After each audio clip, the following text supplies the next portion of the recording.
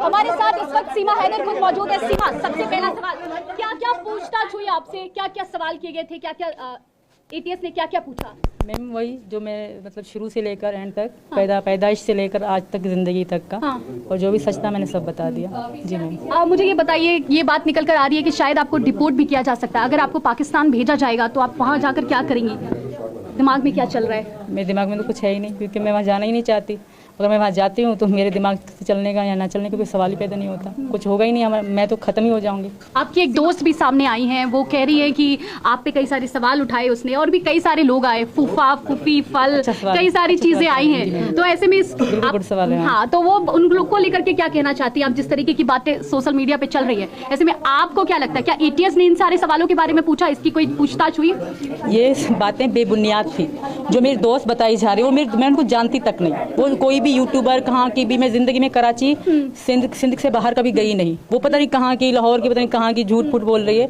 उन बातों का कोई वजूद नहीं। मैं एक और बात मैं आप लोगों से कहूँगी, मेरे पापा मेरे भाई समान को मेरा बॉयफ्रेंड मेरा दोस्त बताया गया। इसके लिए मैंने एक यूट्यूब पे वीडियो बनाई थी। कुछ आत्मसम्मान होता है, इंसानियत होती है। मेरे बाप, उनके साथ हमारे यहाँ मेरे लड़के की बर्थडे थी, हम नाच रहे हैं गाने पे, मुझे लहंगा पहना हुआ, सबने कहा बॉयफ्रेंड वो निकला मेरे।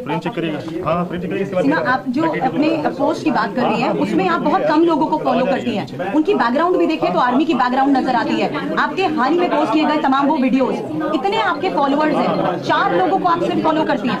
मेरा अकाउंट पहले प्राइवेट था, अच्छा, एक दिन के अलावा कोई फ्रेंड नहीं, तो लोगों ने तब जाके मैंने प्राइवेट पब्लिक कर दिया। ना मैंने आज तक किसी फेसबुक फ्रेंड रिक्वेस्ट नहीं भेजी, ढेर सारी आई हुई, अब भी आई होंगी, अब भी आई होंगी, अब खोल के। लेकिन सीमा, एक बात और कही जा रही है कि आपने फ्रेंड रिक्वेस्ट कई इंडियंस को भेजी थी और उसमें से कुछ भारतीय फौजी भी थे। मैंने एक को भी मैम फ्रेंड रिक्वेस्ट अपनी तरफ से सेंड नहीं करी। मुझे हजारों की तादाद में फ्रेंड रिक्वेस्ट आती हैं। अब पहले मेरे सिर्फ 5 फ्रेंड थे, सिर्फ 5 मेरे हम दोनों की अपनी आईडी थी, मेरे बेटे की, 2 हमारी पबजी की आईडी थी। वो सारी मेरी अपनी ही आईडी में मेरी फ्रेंड थी और मेरा अकाउंट लॉक था मेरा। ये अभी मैंने पब्लिक करा है। जब मैंने पब्लिक करा तो ढेरों सारों की रिक्वेस्ट आई हैं और मैं तो चलाती भी नहीं, मैं किसी और के फोन में लॉग इन करी थी। अच्छा, आपके भाई को लेकर जो था कि वो फौज से जुड़ा हुआ है, आपके रिश्तेदार जो फौज से जुड़े रहे हैं, यही वजह है कि सारे इन्वेस्टिगेशन के आधार पर आपसे सवाल हो रहे हैं कि क्या आप किसी मोटिव के साथ भारत आई हैं? ऐसा कुछ नहीं है मैम, हम बात करते थे। मेरा भाई तब मजदूरी करता था। हाँ, हमारी जब बातचीत शुरू हुई तब मेरा भाई मजदूरी करता था, एक मजदूर था।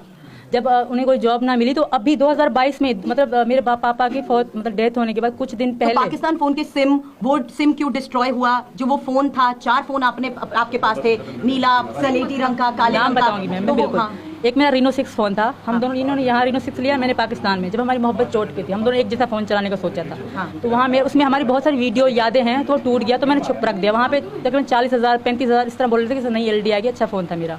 तो इन्होंने कहा यहाँ ले आओ, यहाँ सस्ते में बनेगा, हम बनवाएंगे। वो मैंने रख दिया था, तब से पड़ा हुआ था, 2022 से लेकर तब से पड़ा हुआ था। मैंने पोको X3 लिया, एक मेरे लड़के का था। लेकिन सीमा, आपने ये सब कुछ इसलिए तो नहीं किया कि आपको सोशल मीडिया स्टार बनना था, उससे कमाई करनी थी? मैंने जिंदगी में कभी फोटो भी पब्लिक नहीं करी, कभी फोटो भी पब्लिक नहीं करी। जब मैं मीडिया में आई, सबने देख लिया तो मैंने देख लिया सब कुछ। और ये कोड क्या है, पुफी, फल, ये सब क्या है जो शब्दों का इस्तेमाल जिस तरीके से हो रहा है, जो चैट में बातचीत है? मैंने करी है पुफी फल, मुझे इनका पता ही नहीं है मैम, ना मैं मीडिया देख पा रही कि मेरा फोन नहीं है। लेकिन कहीं ऐसा तो नहीं कि पाकिस्तान की खुफिया एजेंसी आपको स्लीपर सेल की तरह यूज करना चाहती है? अगर ऐसा कुछ भी हुआ, मैं यही हूँ, मेरे साथ जो चाहे आप लोग करना, तब आप लोग मुझसे। लेकिन अब तो आपको पाकिस्तान डिपोर्ट करने की बात हो रही है ना? ऐसा नहीं कर सकते। ऐसा करेंगे आप? ऐसा करेंगे तो मैं समझूंगी भारत मुझे जानबूझ के मरने के लिए भेज रहा है, मैं नहीं जा पाऊंगा।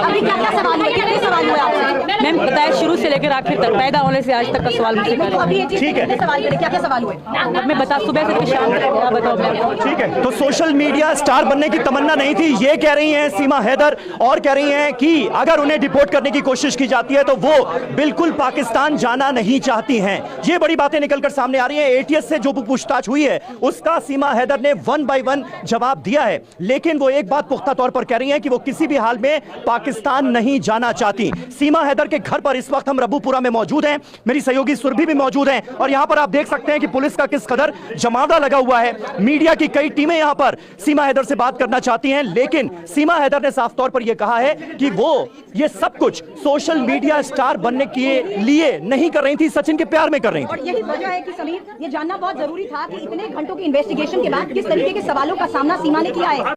मैंने यही सवाल किया क्योंकि इस वक्त हम देख रहे हैं यहाँ पर भी सब यही जानने की कोशिश कर रहे हैं और तमाम टीम्स को भी यहाँ पर जिस शक के बिना पर सीमा से पूरी इन्वेस्टिगेशन की जा रही थी, अभी तक की उसकी गतिविधियां क्या रही हैं, किन लोगों के वो कांटेक्ट में रही है, फोन के जरिए भी जिस तरीके से हमारी सहयोगी ऋतु ने सवाल किया कि आखिर किस तरीके के सवालों का सामना आपने किया है, हमने जानने की कोशिश की उन मोबाइल फोन के बारे में। 4 मोबाइल फोन सीमा के पास से बरामद हुए थे, जिसमें से तीसरा मोबाइल फोन का सिम को वो सिम नहीं था, उस डेटा को रिट्रीव किया गया। तो इन्वेस्टिगेशन में कई बड़े खुलासे हुए, इसी को लेकर हमने सभी सवाल किया। एक बात और उन्होंने महत्वपूर्ण कही, क्योंकि ये बात बार बार कही जा रही थी कि क्या भारतीय फौजियों को भी उन्होंने फ्रेंड रिक्वेस्ट भेजी है। इससे सीमा सीधे तौर पर इनकार कर रही हैं। उनका ये कहना है कि इंडियंस को फ्रेंड रिक्वेस्ट नहीं भेजी, भारतीय फौजियों को फ्रेंड रिक्वेस्ट नहीं भेजी। ये बड़ी बातें सीमा हैदर की तरफ से कही गई।